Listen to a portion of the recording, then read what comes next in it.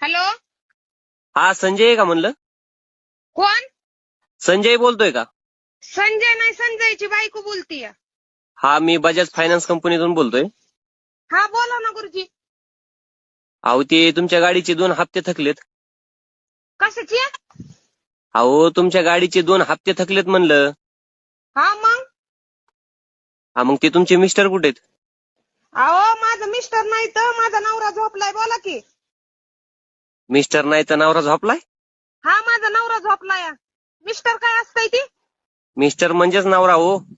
हा तीच माझा नवरा झोपलाय, बोला की. अहो तुमच्या गाडीचे 2 हप्ते थकलेत.